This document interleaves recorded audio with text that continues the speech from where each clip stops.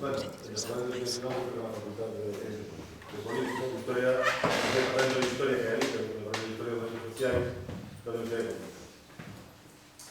E traballo, como digo, sobre discurso, sobre análise do discurso, sobre as palabras, sobre a súa construcción, sobre o sentido, o uso e o significado do discurso e a súa interpretación no momento e na posterior.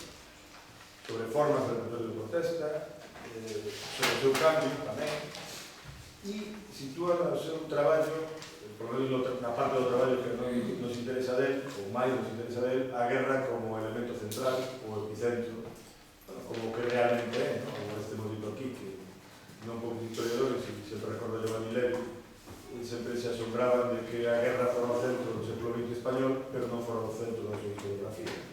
E o centro da historia contemporánea española e non fora o centro da súa historiografía.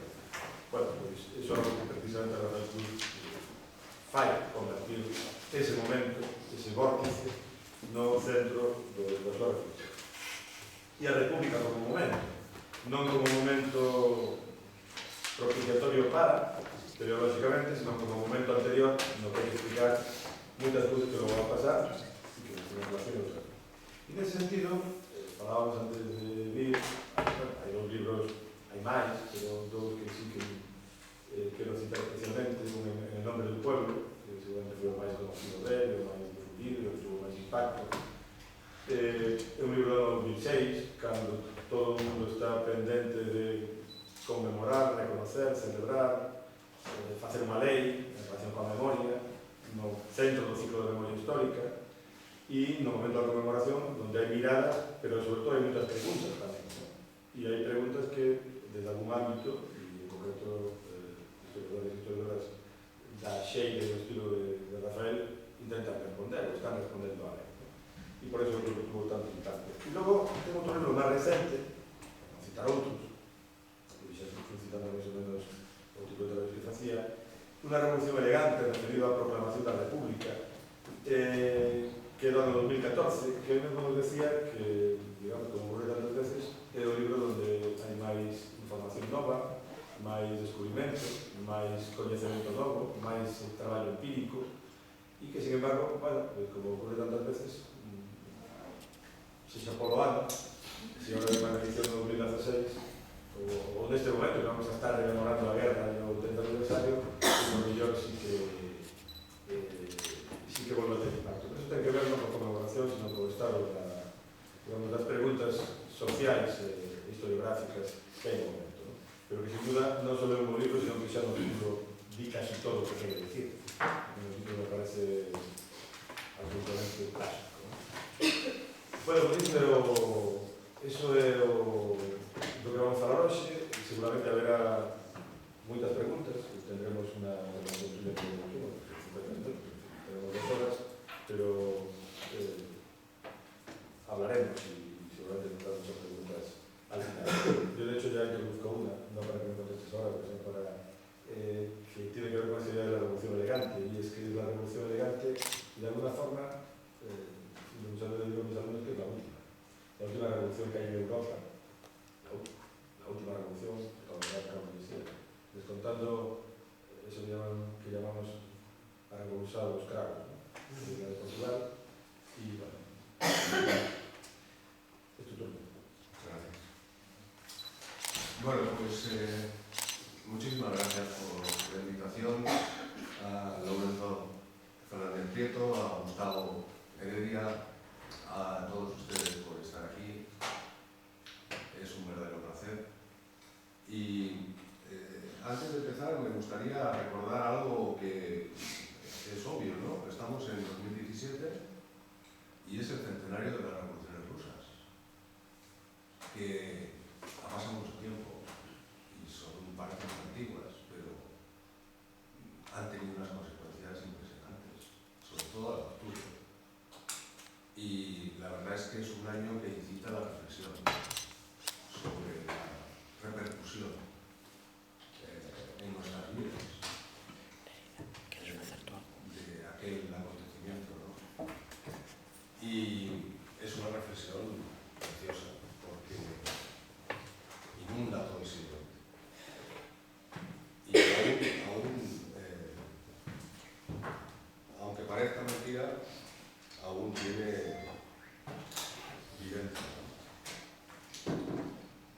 Pues yo quería contar el significado, vamos, la historia que tienen algunas palabras que han cambiado de significado con el paso del tiempo. Algunas palabras que tienen mucha importancia política, palabras que tienen detrás un concepto, que es lo que les da vida, y que no tienen el mismo significado hace 100 años, hace 80 años, que tienen ahora. Y como voy a decir al final de mi intervención, como conclusión, pues tenemos un problema. Los historiadores, los estudiosos del pasado, y es que si nosotros trasladamos nuestro concepto a la época que estudiamos, pues a veces no funciona. Y deberíamos tenerlo en cuenta, que para los contemporáneos, para los protagonistas de nuestra historia, no tenían el mismo significado que para nosotros. Y no deberíamos usurparlo, ¿no? Bueno, me refiero sobre todo a dos palabras, a dos conceptos, que son democracia y guerra civil, pero podrían ser otros. Voy a profundizar en esos dos, pero podría ser, por ejemplo, en la palabra exterminio, que ha cambiado también de significado. Exterminio quería decir, antes de la Segunda Guerra Mundial, quería decir expulsión. Hay titulares en el Mundo Obrero, por ejemplo, del año 36, diciendo hay que exterminarlos. Claro, lo lee Pío Moa y dice, ¿veis? ¿Es que veis? Bueno, exterminarlos quiere decir expulsarlos de la comunidad política. Es decir, a las derechas había que expulsarlas de la comunidad política. Pero claro, después de la guerra y después de la Segunda Guerra Mundial, exterminio es devastación. Persecución es otra palabra que también ha cambiado de significado. Persecución tenía entonces el significado de represión. Por ejemplo, los republicanos se sentían perseguidos en la dictadura de Primo de Rivera. Y no había muertos. Los católicos se sienten perseguidos con la primera legislación anticlerical laicista del año 31. Y dicen, estamos sufriendo persecución. Fijaros qué palabra. La palabra tenía ya un significado de la Roma antigua, de los cristianos, pero se estaba aplicando a la política continental. Pero claro, después de la guerra, la persecución, y hay un libro con un título que es La persecución religiosa, la persecución lleva 8.000 muertos de frailes y de sacerdotes, ¿no? Entonces ya cambia absolutamente de significado y persecución tiene sangre. Pero hasta entonces no, hasta entonces persecución es una represión. Los anarquistas se sienten perseguidos, pero no los matan. Bien, otra palabra, holocausto.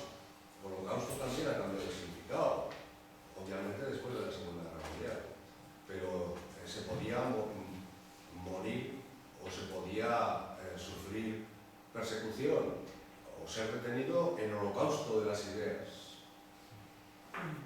Era una frase que se utilizaba muchísimo y la verdad es que no tenía nada que ver con una matanza de seres humanos, ¿no?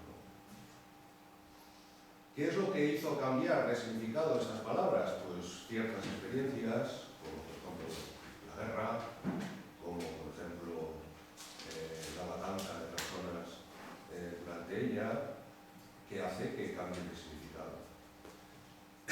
Bien, pues algo parecido ocurrió con estas dos palabras de las que voy a hablar, que son democracia y guerra civil, dos palabras centrales en la historia política española de los años 20 y 30 y también centrales posteriormente a la guerra del 36. Bueno, pues empezamos por democracia. Y el término, la expresión expresión democracia tenía, en los años 20 y 30, tenía dos significados, uno mucho más extendido que otro. El menos extendido era el de democracia con un tipo de régimen político o forma de gobierno opuesto a tiranía, a autocracia, a oligarquía. Democracia era el gobierno de la mayoría. Pero era una acepción muy poco utilizada por la mayor parte de los dirigentes políticos, de los medios de comunicación. Y bueno, pues hay algunos ejemplos de este concepto. Dicen, en nuestro país solo la violencia podría ser la instauradora de la democracia y la república, que se dice en 1931. La república es siempre democracia, podría caer en medidas autocráticas que si se normalizan dejaría de ser una república. La democracia es exaltación de la ciudadanía. No es estrictamente mandar todos, sino fiscalizar a los que mandan. Esto es bastante parecido a nuestro significado. La democracia es un medio para obtener el poder político y puede ser un obstáculo que habrá que arrollar para que por medio de la democracia se le dé triunfo a la reacción. La república es democracia, la monarquía autocracia. Bien, repito que este concepto no lo veremos escrito mucho. Habrá otro que inunde las explicaciones sobre la democracia. Es el concepto de democracia sustantiva, orgánica. Democracia es equivalente a un sujeto social. La democracia era una comunidad en la que sus miembros son iguales. Y la ley debía reflejar sus derechos, los derechos de esa comunidad. Entonces podía ser, por ejemplo, equivalente a pueblo, la actuación del pueblo. Y fijaros, dice, con los mítines republicanos de Madrid y Valencia se demostró hasta dónde llegaba la democracia española en su afirmación revolucionaria. Las masas de la democracia española tienen acreditada ya su cohesión, su disciplina y su sentido del orden. Nos sentimos más esperanzados en el triunfo aplastante, sí, constante de la democracia española sobre las decrépitas huestes que aún persisten en galvanizar el cadáver de un régimen muerto definitivamente y al que solo falta dar sepultura. Es indispensable que la democracia acuda a votar íntegras las candidaturas. Hombres que formáis en las filas de la gran democracia liberal hispana. La democracia española cuenta hoy con los más y con los mejores. La democracia española, con fuerza arrolladora, vencerá todos los obstáculos que tratan de poner en su camino. Los de la Lliga Regionalista de Cataluña, se declaran más liberales que demócratas, porque la democracia puede equivocarse. En las listas electorales hay nombres absolutamente desconocidos en la democracia española. La Voz, no de Galicia, pero sí de Madrid, entrevista al escondido de Rux antes de la proclamación de la República y dice de Rux: la democracia republicana lanzó el primer grito de rebeldía y de organización. Toda la democracia española se presenta unida frente a la monarquía. El bloque antidinástico está fortalecido por la cárcel, la explotación y la persecución. Todos, sin distinciones de clases ni jerarquías, tienen que someterse por igual a la ley que dicta la sociedad. Cuando el pueblo manda, con conciencia firme de su voluntad y deseo, no hay más que acatar reverentemente, con toda sumisión, sus resoluciones. La democracia española puesta en pie, marcha unánime a librarse de todas las opresiones históricas. La democracia es equivalente a todo. Pero podría también hablarse, en un sentido también de sujeto social, de la democracia como una expresión política de una clase social. Cada día, se decía, cada día las fuerzas de la democracia socialista se consolidan. y las fuerzas todas de la democracia española y particularmente los elementos obreros. La democracia obrera ha entrado en un periodo de madurez y de eficacia efectiva. En tanto que el individuo, decía Solidaridad Obrera, el órgano de la CNT, en tanto que el individuo esté sometido a la dependencia económica, a la explotación del hombre por el hombre, la democracia será una mentira que solo cultivarán los interesados en retener al individuo en la esclavitud del salario. Era la democracia burguesa, democracia equivalente a burguesía. Y Araquistáin, el ideólogo de la izquierda socialista, dice tajantemente: ¿qué democracia? La actual es un régimen tan oligárquico como la más descarada oligarquía. La democracia, sea monárquica como en Inglaterra, republicana como en los Estados Unidos, parlamentaria como en Francia o antiparlamentaria como en Alemania, es siempre el estado de los ricos, de los terratenientes, de los industriales y sobre todo de los banqueros. El pueblo no tiene nada que ver con la democracia contemporánea. La parte más numerosa del pueblo, los esclavos en la antigüedad y el proletariado en nuestro tiempo, o no tiene derechos políticos, o si los tiene como si no, porque los que monopolizan el poder, que son los mismos que monopolizan la riqueza, les impiden el ejercicio de esos derechos, mediante el uso de la fuerza, del fraude, de la corrupción, etc. Bien, entonces tenemos que, recapitulando, la democracia en los años 30 era sinónimo de el pueblo, una comunidad imaginada de iguales, era sinónimo de una clase, la obrera, también podría ser de un grupo de trabajadores, de obreros, como eran los socialistas, podría ser la democracia socialista, pero también podría ser la del pueblo católico. Y todos sabemos que existe una expresión, que es la democracia cristiana, que sería ese mismo sujeto social, que es una comunidad imaginada de fieles de una iglesia. Los católicos, en el debate, decía: ¿la democracia será cristiana o no será democracia? ¿Qué quería decir? Pues que la democracia tenía que estar concebida desde el punto de vista de la Iglesia Católica, ¿no? Podía ser también el régimen político de la burguesía, es decir, que solamente se beneficiara ella, porque existía la explotación del salario, ¿no? Estas imágenes proceden del siglo XIX, se extienden por toda Europa, no son españolas exclusivamente, y algunas de estas ideas se extienden más allá de la Segunda Guerra Mundial. Por ejemplo, las democracias populares en el este de Europa están basadas en este principio. O, por ejemplo, en la izquierda nazista perdurará durante mucho tiempo el concepto de democracia burguesa como sinónimo de un régimen político controlado por el dinero, ¿no? Bien, la voluntad de cada una de estas comunidades, bien sea obrera, popular o católica, no se expresaba fundamentalmente a través del sufragio, sino con su presencia en la calle.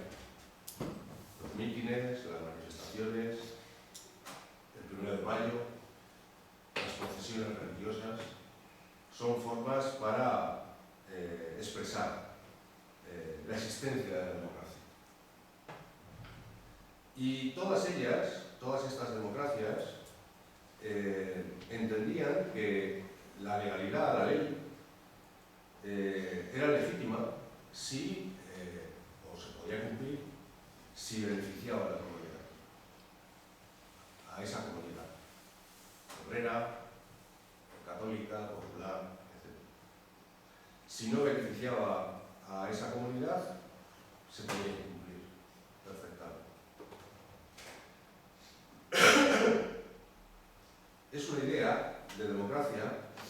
que en algunos sectores ha tenido un brote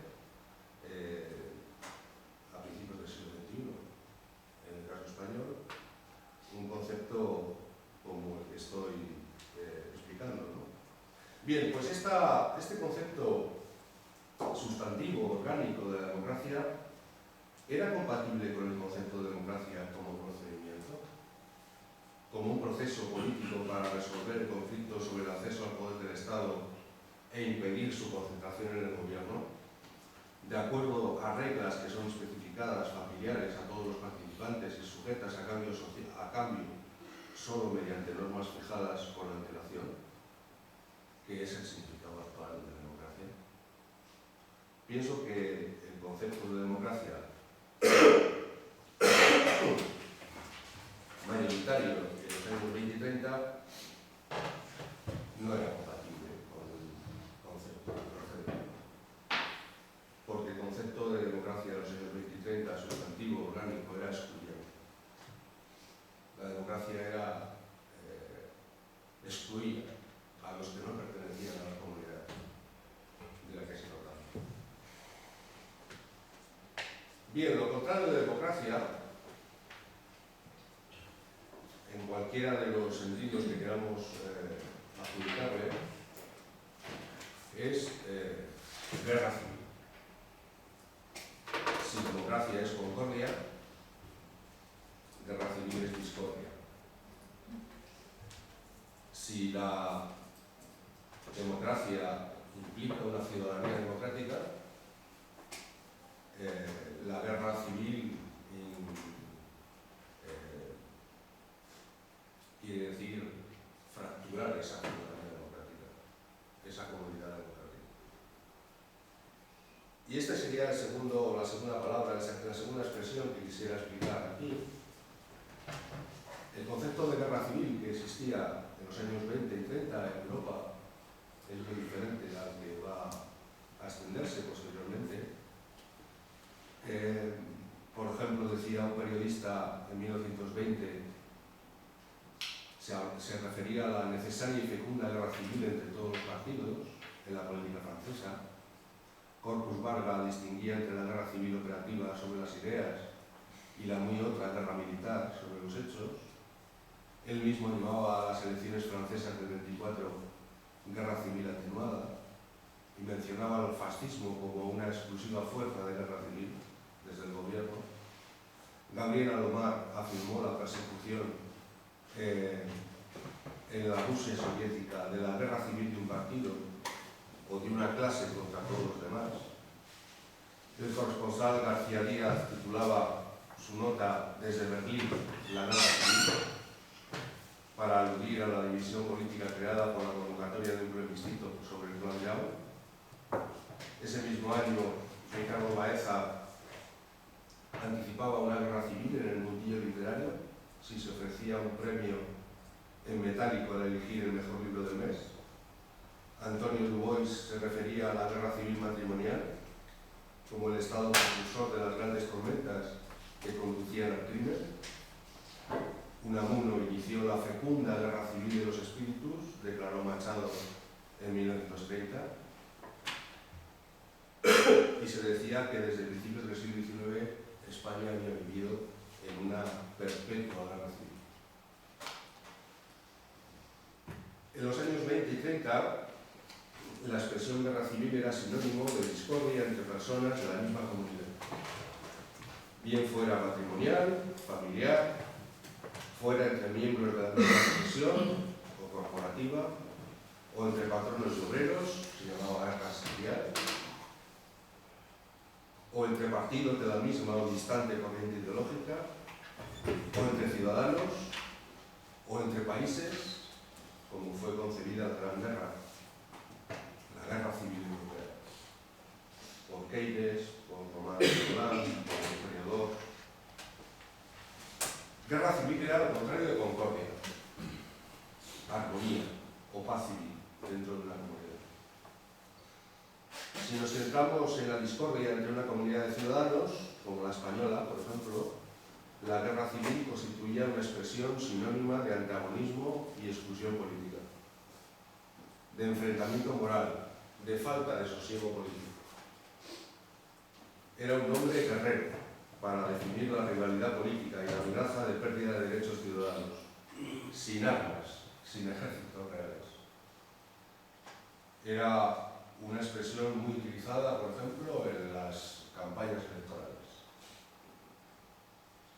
Podía ser también la guerra civil, aunque en mucha menor medida, solamente utilizado en este concepto de forma muy puntual.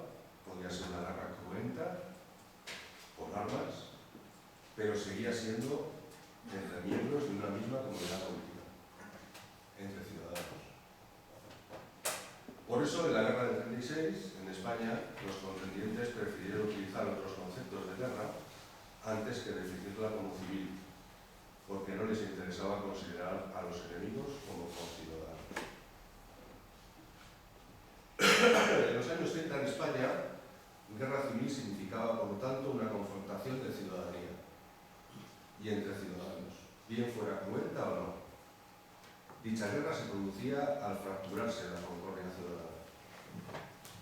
Sucedía tal fractura cuando no querían ser o dejaban de ser reconocidos derechos ciudadanos por una autoridad que se entendía que estaba obligada a aceptarlos o a protegerlos. Una guerra civil consistía en una lucha en torno a la ciudadanía, es decir, la infusión o exclusión ciudadana de algunas partes de la comunidad. A guerra civil se le asoció el concepto de muerte civil, algo que se ha perdido, por cierto. Cuando las autoridades desposeían de los derechos de ciudadanía a una persona, ha significado para alguien que es detenido y ingresa a la cárcel, es la muerte civil de esa persona.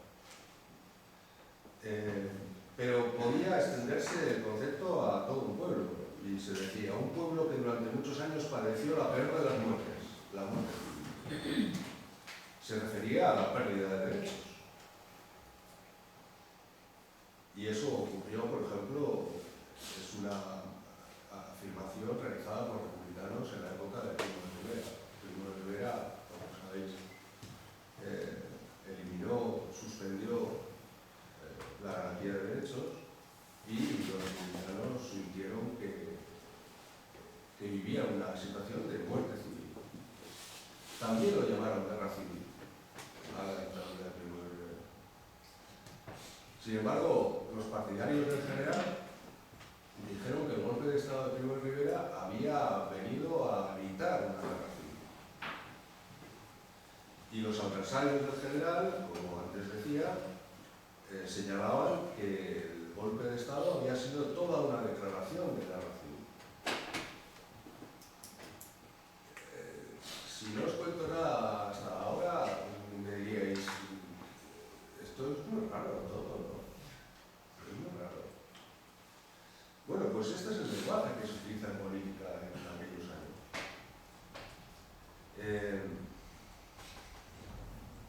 El general encendió la guerra civil. Ortega y Gasset, dijo que la unión civil de los españoles se había roto. No era una guerra sangrienta, era horra de sangre, es muy bonito, horra de sangre. Pero era 1000 veces más peligrosa que una guerra sangrienta. Una guerra extendida hasta en las familias. Diría Miguel Maura, que luego será ministro de Gobernación republicano, que como sabéis era hijo de Antonio Maura, hermano de Gabriel Maura, y claro, lo decía por experiencia personal, ¿no? La familia estaba dividida políticamente y vivía una guerra civil familiar. Los adversarios de la República afirmaban que si triunfaba la República se haría inevitable la guerra civil por la discordia entre los republicanos, ya que solo les unía el odio contra la monarquía. Es decir, habría una guerra civil porque los republicanos no se pondrían de acuerdo entre ellos.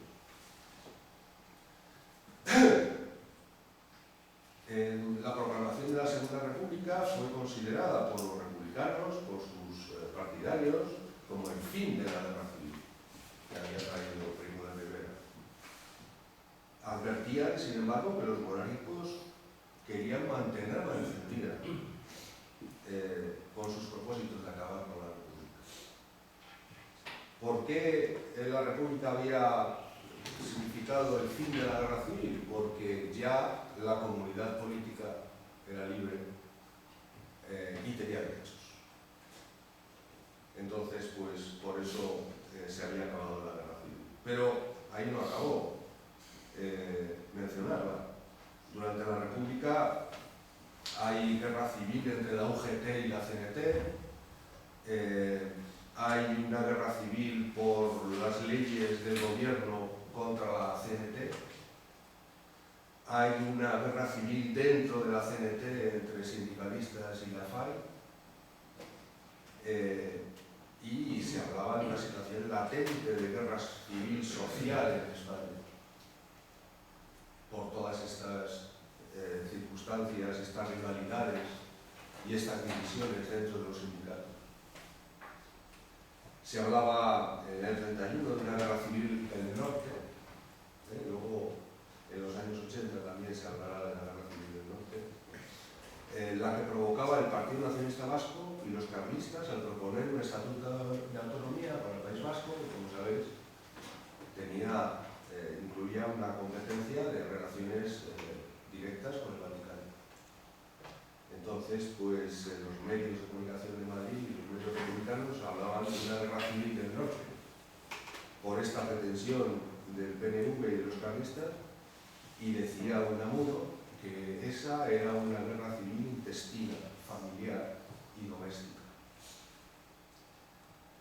Esa guerra civil era prima hermana de la que se habló como consecuencia de esos meses, como consecuencia de los decretos republicanos sobre la separación entre la Iglesia y el Estado.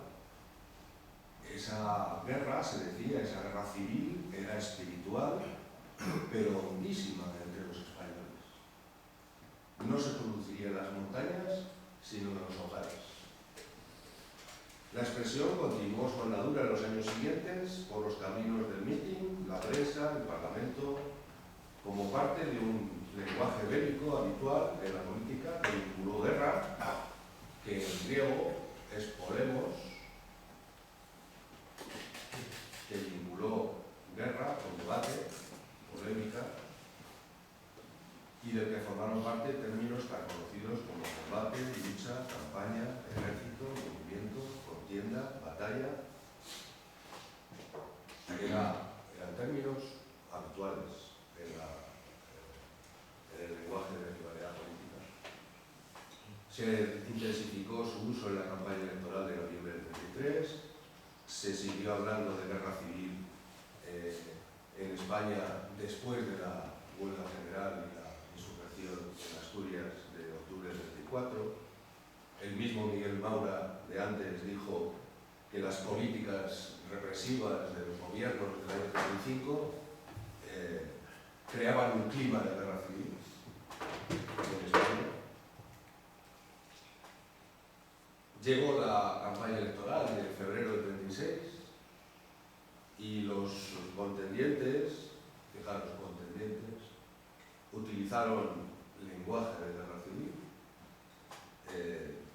Se usaba el término para decir, bueno, pues amenazante, ¿no? Si ganan nuestros adversarios, habrá un clima de guerra civil.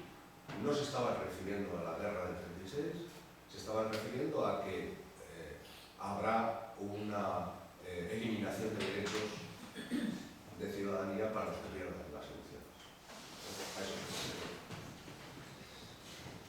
Y la primavera del 36 resultó habitual hablar de guerra civil desde todos los campos políticos para criticar a los adversarios. En casi ningún caso se está hablando de enfrentamiento político. Se habla de quiebra, fractura de la comunidad política. Se está hablando de eliminación o reducción de derechos para los otros. Ahí es donde se utiliza la palabra exterminio, ¿no? Hay que exterminarlos, expulsarlos. Expulsarlos quiere decir quitarles derechos. Que no puedan reunirse, que no puedan hacer huelga, que no puedan manifestarse, que no puedan asociarse, De eso se trata. Claro, ¿qué pasa con este concepto cuando llega la guerra? Después de la rebelión militar del 17 de julio del 36, pues que enmudecen. Los contendientes, ahora sí, reales, enmudecen. Y tardan mucho tiempo en llamar de aquello guerra. Y, como veremos ahora, menos civil. Empiezan a hablar después del 17 de julio y durante por lo menos 2 semanas de operaciones, situación, movimiento, alzamiento, cruzadas sin connotaciones religiosas y en ambos bandos. Lucha, reconquista, rebelión, pero no guerra. Y menos civil. Hasta los últimos días de julio, que es cuando empieza a hablarse de guerra cruenta. Una verdadera guerra. Fijaros qué frase. Una verdadera guerra. Estaban pensando en los meses anteriores, cuando ellos utilizaban guerra civil casi para ir al baño. Bueno, pues aquí tienen que especificar y decir una verdadera guerra estamos viendo.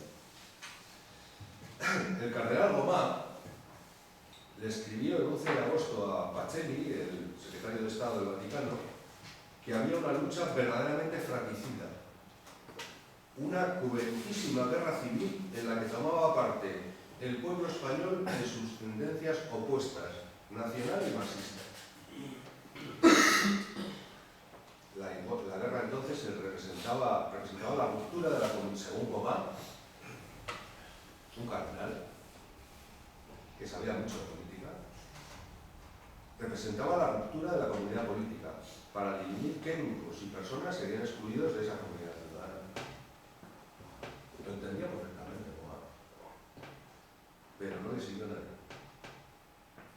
Para la mayoría de los dirigentes políticos y militares, en agosto del 36, que es cuando se empieza la guerra, interpretaron que aquella guerra no era civil, porque el enemigo no era español. Claridad, el órgano de la izquierda socialista, respondió, bueno, todo esto surgió porque a Isabel Prieto, que como sabéis del ala moderada del PSOE, muy republicana y muy poco socialista, en el sentido obrero, pues a Isabel Prieto se le ocurrió decir en público, en un periódico, que aquello era una guerra fratricida, que era la guerra entre hermanos, porque estaba denunciando las primeras matanzas, ¿no? Y decía, hombre, no, estas cosas son inconcebibles entre hermanos. Y claro, pues, en la rivalidad política, en el contexto de rivalidad política dentro del PSOE, pues Claridad, el órgano del Largo Caballero, responde, dice, los enemigos no eran ni hermanos ni compatriotas, al no haber hermandad entre las castas asesinas y las clases asesinadas. Los enemigos se encontraban fuera de la ley, por haber perdido todos los derechos de la común ciudadanía y hasta el de residencia en el territorio nacional. Es decir, estos no son hermanos, no son ciudadanos, no somos conciudadanos. Estos enemigos hay que tratarlos como extraños, como forasteros, extranjeros. No olvidemos que se está ya en agosto, con ayuda militar alemana e italiana, es muy fácil decir que el enemigo es fascista y nazi, ¿no? Y la tercera pata sería el Vaticano, Roma. Bueno, 3 patas extranjeras, ¿no? Entonces, pues, enseguida se acusa al enemigo de ser extranjero. Y hay cierta facilidad para hacerlo. Entonces, pues, Claridad aprovecha y dice, no, es que no son conciudadanos, son extranjeros, son extranjeros. Entonces, en lugar de guerra civil, que no se admite, se empieza a llamar guerra de independencia, guerra nacional, como la de 1808. Pero es que en el bando rebelde, a la misma hora, no digo simultáneamente, sino digo a la misma hora de ese mes de agosto, ocurre lo mismo. Dicen que en el lado contrario es un bando de hordas rojas que hay que aniquilar. No son ciudadanos, no son hermanos. Y entonces empiezan a decir que aquella guerra, que ya se admite que es una guerra de independencia, que es una cruzada, esta vez ya es religiosa, no es solamente la cruzada contra el cáncer, sino que es una guerra religiosa, y la síntesis perfecta entre guerra de independencia y cruzada es la cruzada de liberación, que es el adjetivo que tuvo en el bando franquista, ¿no? Bien, los dos bandos se ponen de acuerdo en negar el carácter civil a la guerra. Pensemos toda la trayectoria anterior. En época de paz, hablar de guerra civil, todo el mundo sabía, se podía hablar, se hablaba mucho de guerra civil, se hablaba de fractura de la comunidad, se hablaba de amenaza de pérdida de derechos y se hablaba mucho de guerra civil. Pero cuando empieza el enfrentamiento bélico, enmudece porque dice que esto no es de lo que hablábamos antes, esto no es. Tardan en llamarlo guerra y cuando ya se están matando, admiten que es una guerra y dicen, pero esto no es lo que hablábamos antes. Esto no es una fractura de la comunidad de ciudadanos, es que los de enfrente no son ciudadanos, no somos hermanos, son extranjeros, son italianos, son alemanes, son vaticanistas y en el otro lado son soviéticos, son rusos. Entonces, se les considera extraño. Bueno, lo que quería decir es que las consecuencias de esta impresión, de esta definición de la guerra, que se extiende, se generaliza en los dos bandos, tiene unas consecuencias bastante claras, porque si los enemigos no eran ciudadanos, sino extranjeros, nada había que negociar con ellos en el futuro, solo cabe su exterminio en el sentido del siglo XVI, expulsión. Y dejamos para el que quiera si esa expulsión conlleva también enterramiento. Bueno, que la hay. Si es una idea que es discutible, si en ambos bandos se hubiera considerado al enemigo parte de la comunidad política, ciudadanos, no hubiera habido exterminio. Hay otros ejemplos de guerras civiles, como la Guerra Civil Norteamericana, donde después del triunfo del norte, del bando federal, pues se recompuso la comunidad, se negoció. La recomposición después de la guerra, después de haberse matado en batallas, pues se recompuso la comunidad política norteamericana. Y sabéis, con grandes concesiones al bando derrotado, como fue el que marginara a los negros, ¿no? Políticamente. Es decir, no en todas las guerras civiles ocurre lo que ocurre en la española. Y yo creo que una de las razones fue la consideración de una guerra que no era civil, sino que era nacional, de independencia nacional. Bueno, hay algunas cosas que quería repetir. Bueno, hay una última consideración. Durante la guerra, por supuesto, se puede leer guerra civil en los periódicos, se puede leer guerra civil, pero es un adjetivo absolutamente minoritario.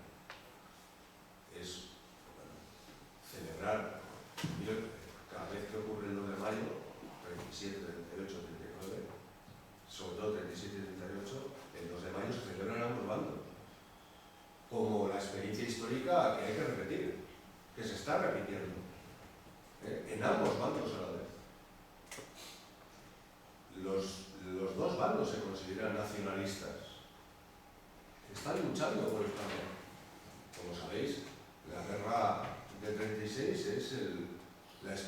histórica de mayor explosión de nacionalismo español. No me refiero a Cataluña, no me refiero al País Vasco, pero sí en el resto de España. La mayor explosión de nacionalismo español, y es por la consideración de estar viviendo una guerra nacional en lugar de civil. Bueno, pues cuando esto se extiende en décadas después, ¿no? La dictadura sigue hablando de cruzadas, sigue hablando de guerra de liberación. Mi madre decía nuestra guerra de liberación. Carrero Blanco va a seguir hablando de guerra de liberación en el año 70.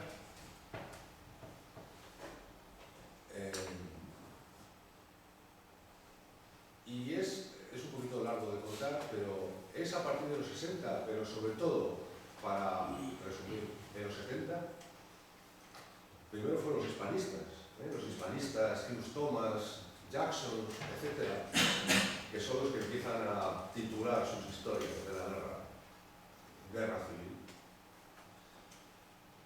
Pero es en los años 70, sobre todo cuando se está en el cambio político, con la crisis producida por la vejez y la enfermedad y la muerte de Franco y la creación de un nuevo régimen político y el debate que hay sobre qué hacer, qué al otro, es en ese contexto en el que hay que crear una nueva comunidad política de ciudadanos,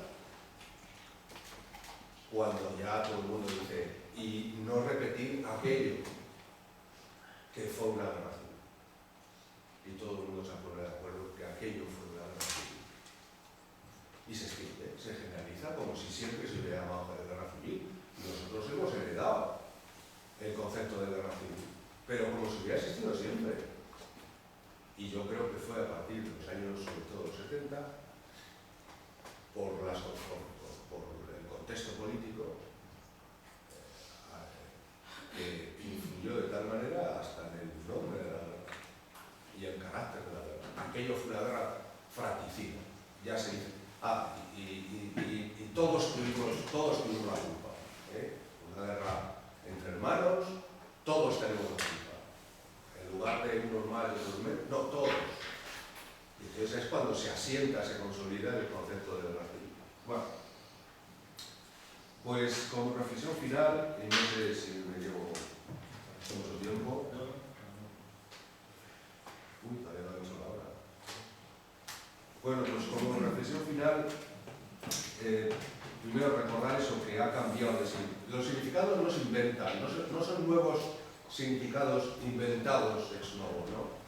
Ya existían, pero si leéis el DRAE de la época, veis que hay varias acepciones, ¿no? en estos nombres.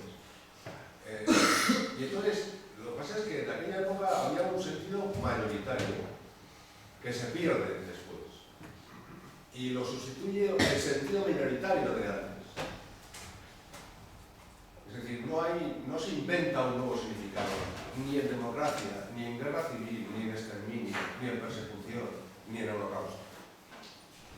En ninguno de esos términos se inventa un nuevo significado, pero cambian de significado.